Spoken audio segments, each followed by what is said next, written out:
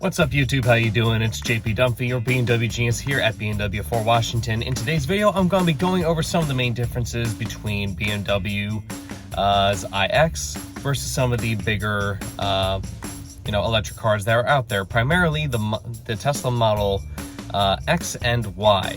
Now, obviously, these guys are kind of not exactly direct competitors, especially the Model Y being the best-selling electric car in the United States right now. I mean, that thing is really taking off, and let's face it, it is a good vehicle.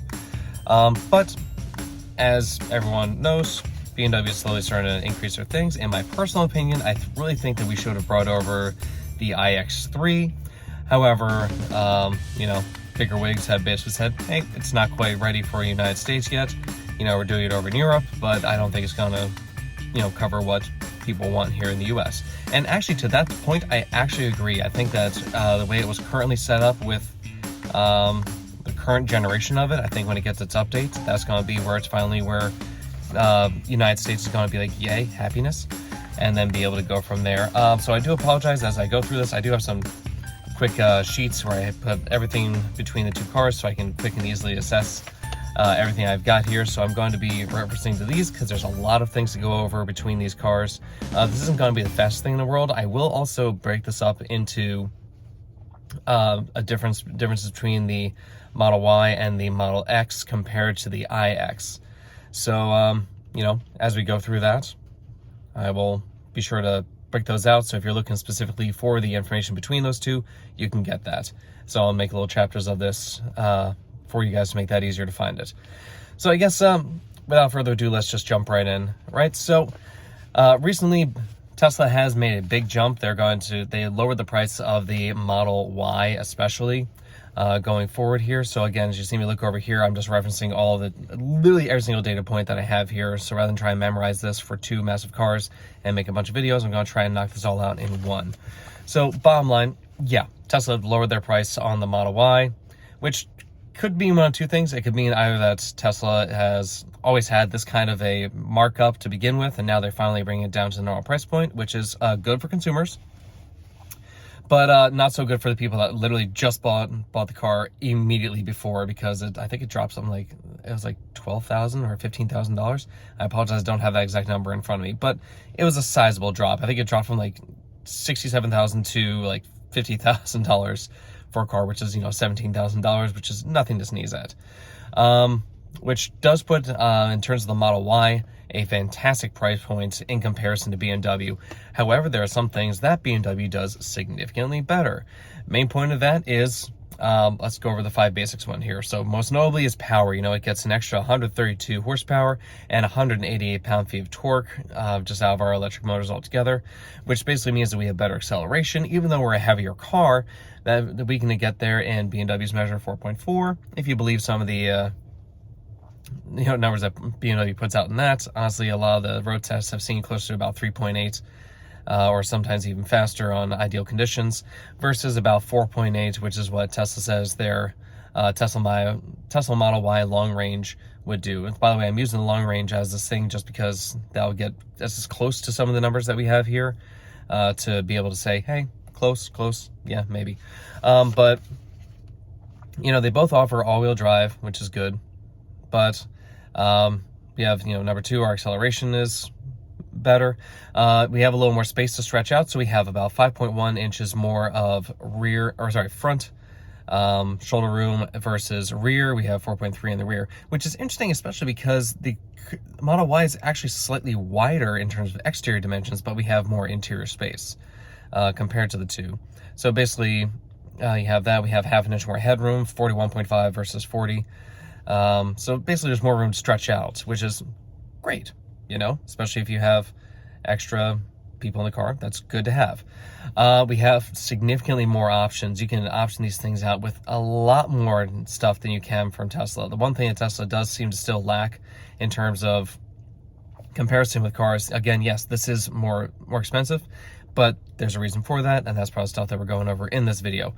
Part of that's little things like leather seats, front ventilated seats. You get, you have a massage option. You have a head-up display. You have integral active steering, meaning that you can actually turn the rear wheels to give you better round, parking lots, maneuverability, smaller turning radius, and better stability at high speeds by turning with the wheels at higher speeds.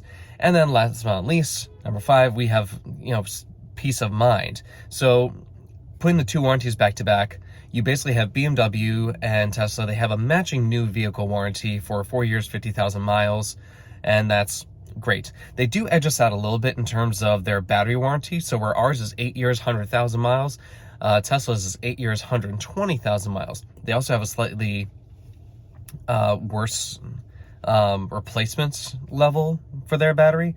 We basically have a simple pass or fail thing where if it drops below a certain percentage, we basically say, nope, we'll give you a new battery.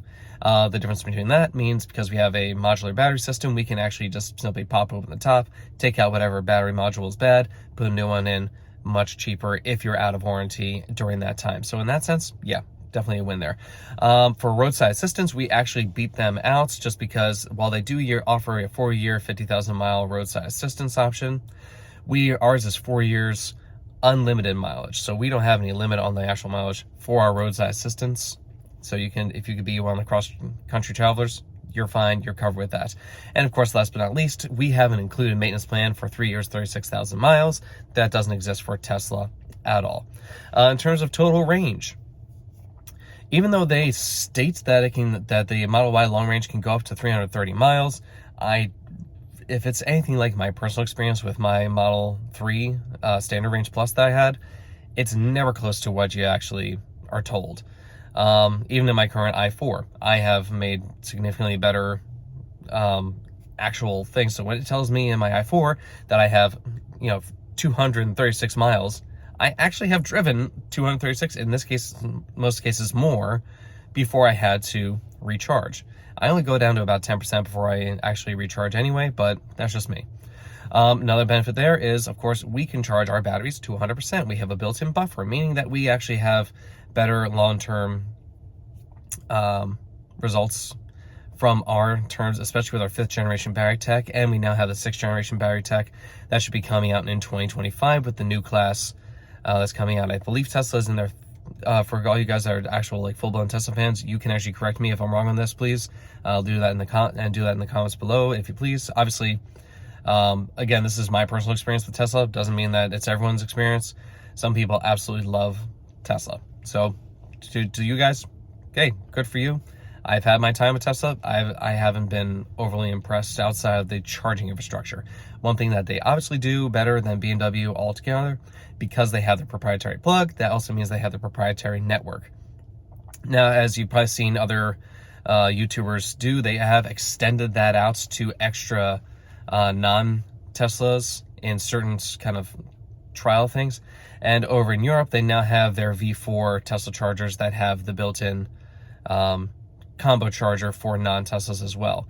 But as of right now, that network is still working to even be useful for non-Teslas because, if you haven't seen, there's a great graphic that shows all the various spots where electric cars charge on the body of the car, and it's all over the place. That's not standardized at all. Tesla, obviously, they standardize their thing. Their 4 models have exactly the same spot that you charge every single time. So, that makes that easy. So if you're coming in with a non-Tesla to one of those chargers, obviously you probably, for the most part, have to park in one space over because of how short the turn is. But again, that's a different thing altogether. When it comes to the actual battery itself that you get in the cars, you have completely different capacities. So the Tesla Model Y has a 75 kilowatt hour capacity, whereas BMW iX has 111.5. Again, stated range 330. 324 is what they stay for BMW. I've seen more, like our current Tesla car I'm in right now.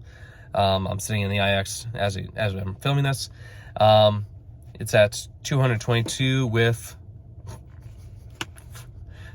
62%, which means that's going to be a lot higher than that at 100%. But I've seen, even with this thing being our demo car, it has been about 330 to 336 miles average on a full charge when we do that. The other difference there is you can actually charge this to 100%. Tesla, unless you're going on an actual trip, they say still for most of their batteries outside of the lithium ion batteries, those ones are still you can charge to 100%, but everything else, they're like, yeah, go to 90% unless you're doing a road trip. They don't have a built-in buffer. We do. That's why. In terms of the level 2 charging, you still have the exact same, so they both max out at 11 kilowatts. So, you know, even there. They don't have an actual charge time that I've seen, but if it's anything like the ones I've had before, it's probably close to about like 12 hours if you're at a very low, like 10% to 100. This one charges closer to about 10 hours, so it's a little bit faster from what we've seen. Obviously, bigger battery, so we have slightly better tech for that. Let's see if I'm missing anything on here that's pertinent. About the same height, about the same width and length. We get almost 8 inches more length altogether, but of course this more closely goes against the Model X, which I'll go over that and make the swap over in a second there. But the one thing that this obviously does not do, this is made specifically as a 5-seater, and it strives in that. We have the bigger trunk, which is, you know, especially good. Let me grab that out real fast for you. So our cargo capacity comparison, we have 35.5 cubic feet with the rear seats up, 77.9 with the rear seats down, whereas Tesla's Model Y only gets 30.2 cubic feet with the seats up, 72.1 with the seats down. So yeah, something worth thinking about. Now let's move on to the next step, where I'll go over the Model X in comparison to this. Now this one's much more of a oh, sorry, forgot one thing. The Model Y do have an option for a third row. I've been in one. It's completely useless. You have to be an amputee to be in the back of that. It's literally just to say you have a third row, and if I don't think that it doesn't even qualify for the tax incentive if you want that still. So yeah, just keep that in mind. BMW as of right now, by the way, does not get that tax incentive for the iX, just because it's not made here in the US. They are working to fix that, so that, again, with the new class battery tech, we're not only going to be making the batteries here in the United States, but we're also going to be building those cars here as well, meaning BMW will have that tax incentive again soon. With that, moving on to the Tesla Model X in comparison to the iX. This one's much more of an actual apples to apples. So again, just like the Model Y, the Tesla Model X has had a drop, and this one actually I got the note for. So it went from 122,000 for the car, including destination and handling, down to 98,490. But again, you have to put some decent stuff in it to even have even close to a apples to apples comparison with BMW. But going from a standard, just normal one, obviously we still have a lower price compared to them. We still have more rear seat leg room, front and rear shoulder room. We still have all our superior options with leather, integral steering, front massage seats, head-up display, laser headlights. Don't get any of those an option on the Tesla. Our press in comparison to the two, we have gotten significantly better press coverage and reviews on our car versus the Model X. And I did a short video of a month and a half ago, basically where we had a Tesla Model 3 Performance, an i4 M50. We had a Tesla Model X non-performance with the yoke steering wheel. That was interesting. I had yoke steering on mine, by the way, but I didn't have any of the weird problems that I did with the bigger car. Anyway, that's a different thing altogether. And we had the iX xDrive 50. So basically, again, the car I'm in right now. So it wasn't our performance models of the bigger cars, but I can say that in the experience with that, the Model X, in whether you're in its sport setting, you know, lowest suspension setting, or the softest, it was just not a performer. It's much more of an egg wash of a car compared to something that actually gets you excited. Model 3 was actually kind of fun. I really enjoyed that, and how you can performance, and how you could kind of tailor that to the way you want with the power distribution between the two. That was a fun one, but that's for a different video. Getting back to the Model X version of this, we do that. And again, of course, as mentioned with the Model Y, we have the 3 years, 36,000 miles, peace of mind for you. All the same things that I mentioned with the warranty differences between them hold for this part of the comparison as well. When you go for the overall wheelbase, we still beat out their wheelbase at 118.1 inches versus 116.7. So all that basically means that we have a slightly smoother ride in comparison. And yeah. Another benefit that we get in this that you don't get in either the Model X or the Model Y is we actually have things like a 4K front-facing camera, which means that we can do augmented reality for our inclusions. When you get the Tesla Model X or Model Y with the advanced autopilot or even the full self-driving, they have a little bit of an edge out in terms of its actual performance on city streets. Ours doesn't really do on city streets for that. The difference there being that when we do ours on the highway, apples to apples, basically you would have to 2024 models for this now get highway assistance, basically meaning that you can do actual hands-free on the highway with the BMW. Now, the difference between that and enhanced autopilot and full self-driving, not enhanced autopilot. Enhanced autopilot basically does the same thing here, but it still requires you to have your hands on the steering wheel every so often. It doesn't actually require do hands-free. Likewise for full self-driving. So the cool thing about that when it comes to Tesla versus BMW is its full self-driving is pretty damn good. I'm not sure if I'm allowed to say that on YouTube. I apologize if I'm not. But it's pretty darn good. So it does its job. It's really good at navigating through traffic and whatnot. I like that you can actually put it between, you know, how aggressively you want to do. BMW now has a similar thing for it. BMW, you still have to tell it when to switch lanes. Tesla, you don't. So, but when you're doing that, I mean, I'm only doing kind of the enhanced autopilot here, which still puts a Model X with that, with, you know, decent options and the best interior options, comes up to about 113. That's basically the starting point for the iX M60, just for comparison. That starts at 112. So this one starts at 85. If you want a decently low one, you're looking at close to 92. The only thing you need in the iX, if you really want any models to get the most out of it, driver assistance professional, that will give you the highway assistant, and you need the convenience package. That's really it. I think the car is otherwise completely loaded to begin with. One of the places where the Model X does kind of shine over us, they do have the extra screen in the back. We don't. It is a small screen. It's not the easiest to use, and major down point of that is you have to pay for that connectivity. BMW, again, this also covers for the Model Y as well. I didn't mention it during that part of the review, but even the Model Y and the Model X, you get 30 days of a free trial for Tesla connectivity, and then you pay for it. It's $100 for that, and then you can connect all your stuffs.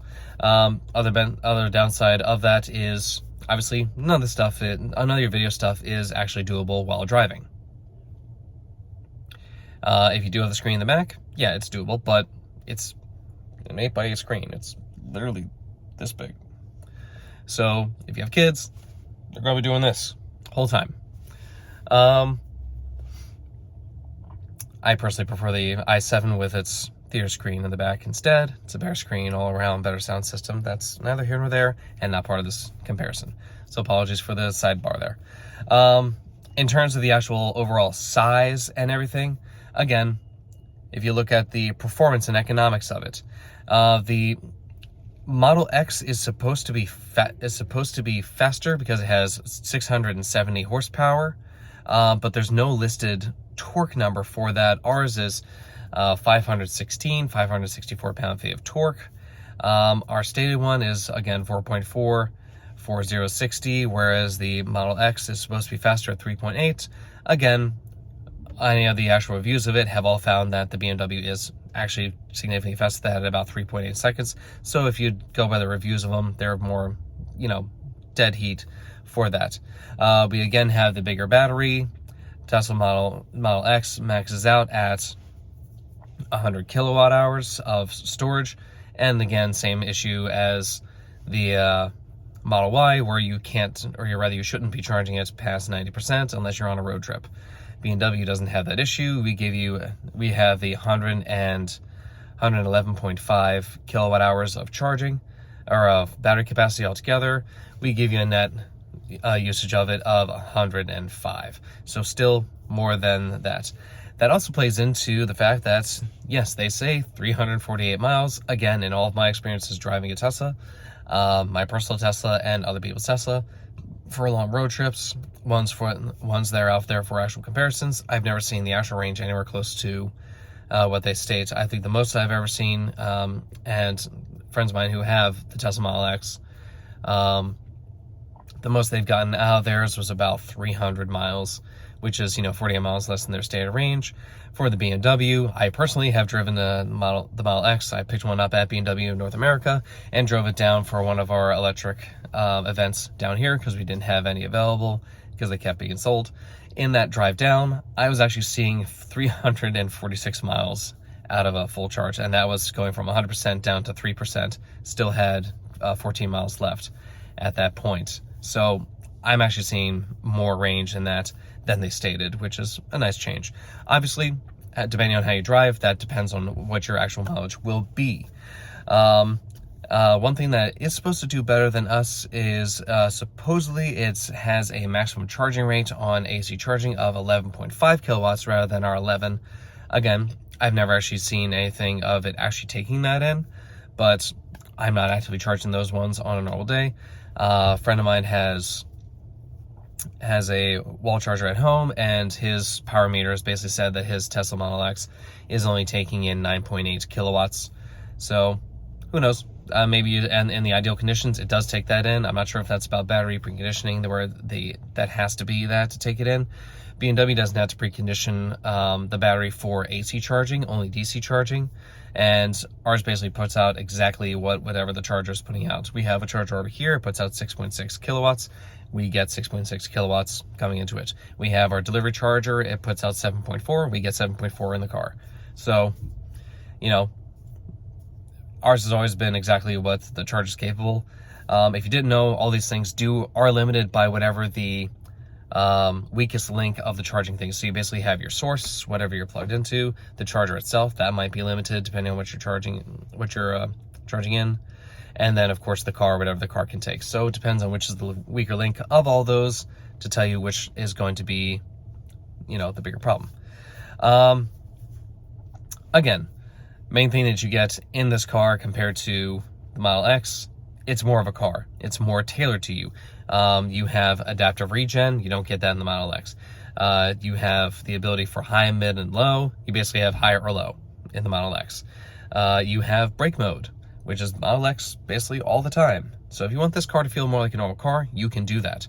If you want to feel more like an electric car, if you came out of a Tesla into one of these, you can have it do that. That's what B mode is for. Again, highway assistant, major deal here.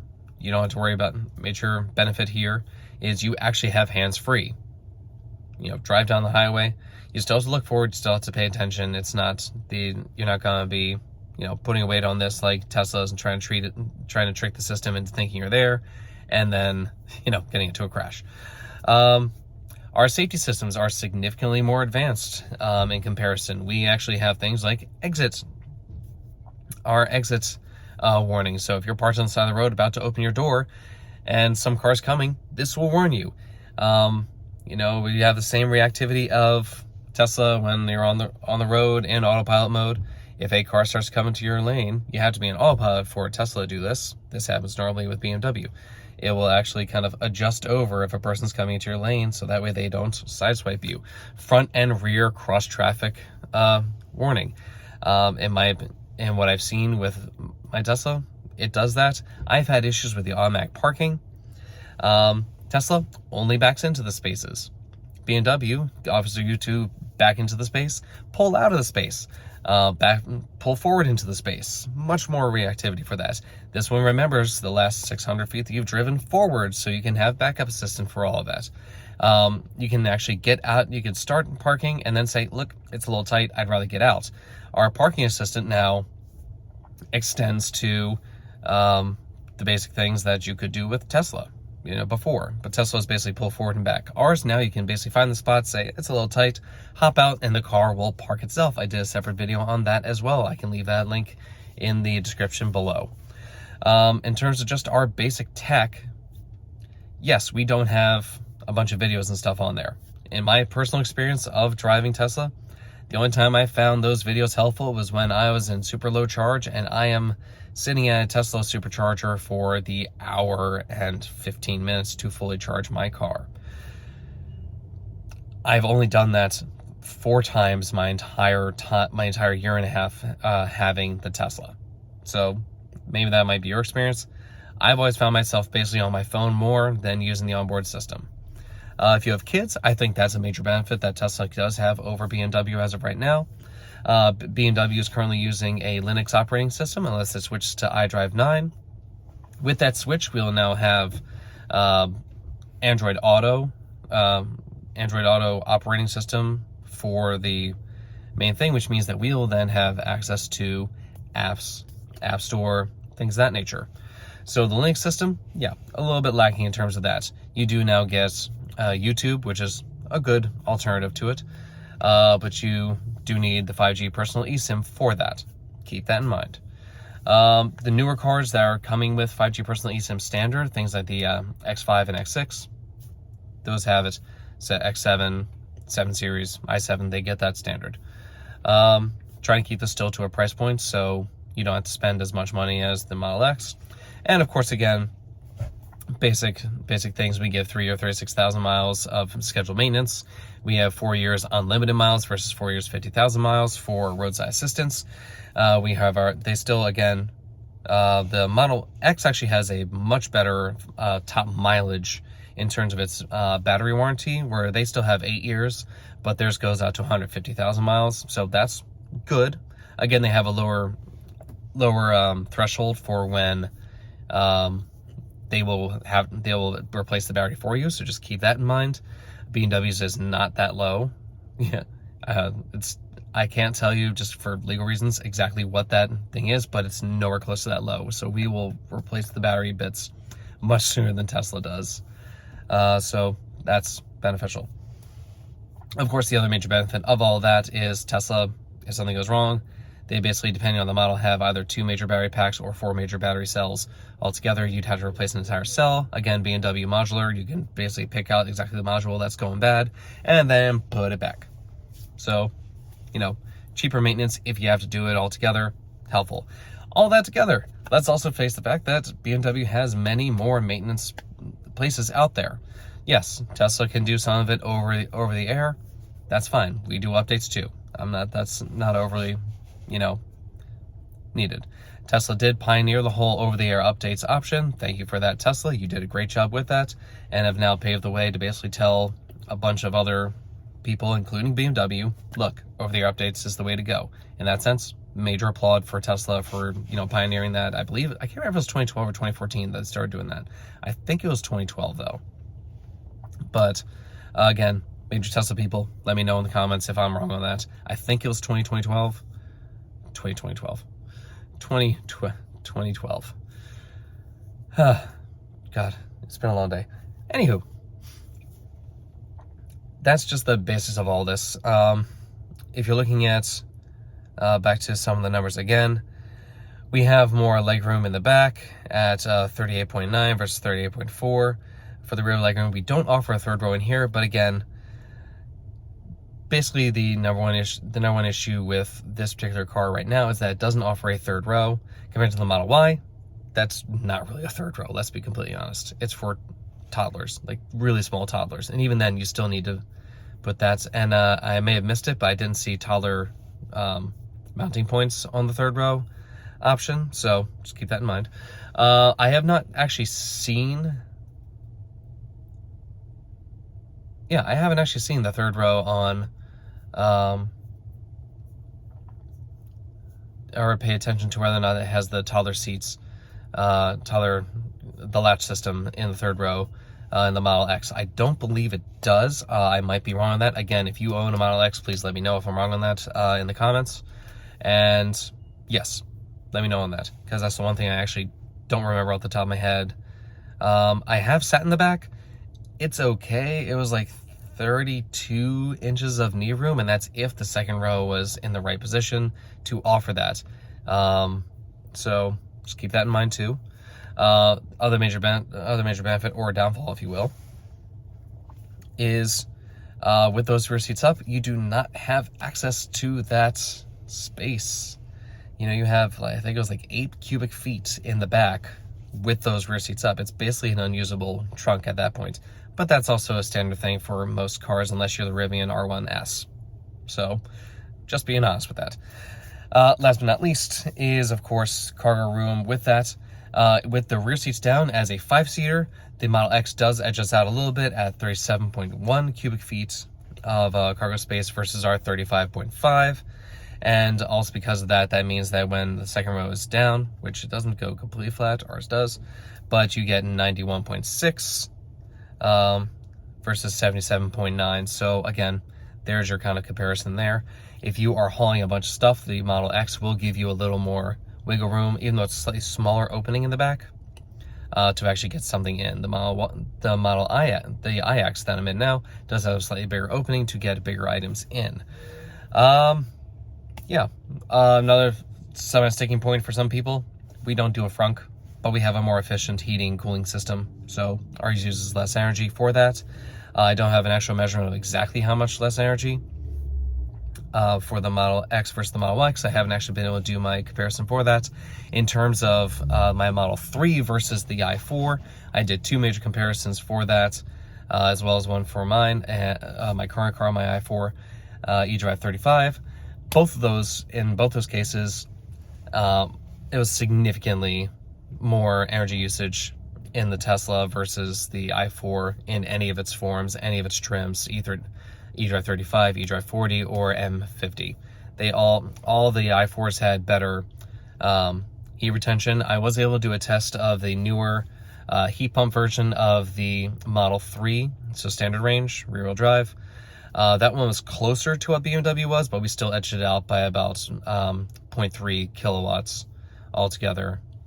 0.03 kilowatts usage. So more on par, but not close, but still worse.